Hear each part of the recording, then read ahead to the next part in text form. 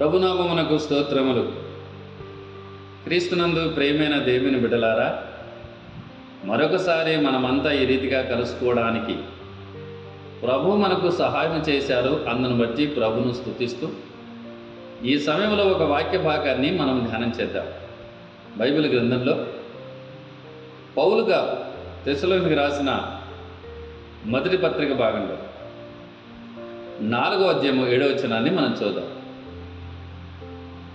పరిశుద్ధులగుటకే దేవుడు మనల్ని పిలిచెను గాని అపవిత్రులుగా ఉండుటకు పిలవలేదు. ప్రియమైన దేవుని బిడ్డారా, మన దేవాది దేవుడు మనల్ని పిలిచింది పరిశుద్ధంగా జీవించటానికి. ఎందుకంటే మనము నమ్మినటువంటి ప్రభువు పరిశుద్ధుడు కనుక మనము పరిశుద్ధంగా జీవించాలనే ఆయన మనల్ని పిలుచుకున్నాడు అని. అపవిత్రులుగా ఉండుటకు పిలవలేదు. దేవుడు పరిశుద్ధుడు కాబట్టి ఆయన నమ్మినటువంటి బిడ్డలు మనం కూడా ఈ లోకంలో పరిశుద్ధంగా జీవించాలని పిలుచుకున్నాడు.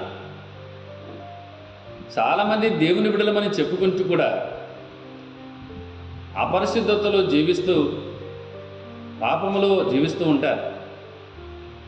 కనుక దేవుడు నిన్ను పిలిచిన పిలుపును నువ్వు గుర్తెరిగి, పరిశుద్ధుడైన దేవుడు పరిశుద్ధుడు కాబట్టి ఆయన నమ్మిన నీవు కూడా పరిశుద్ధంగా జీవించాలి. అప్పుడే పరలోకములో మనకు స్థానం దొరుకుతుంది. అట్టి కృప దేవుడు మనకు సహాయం చేయనుగాక. ఆమేన్.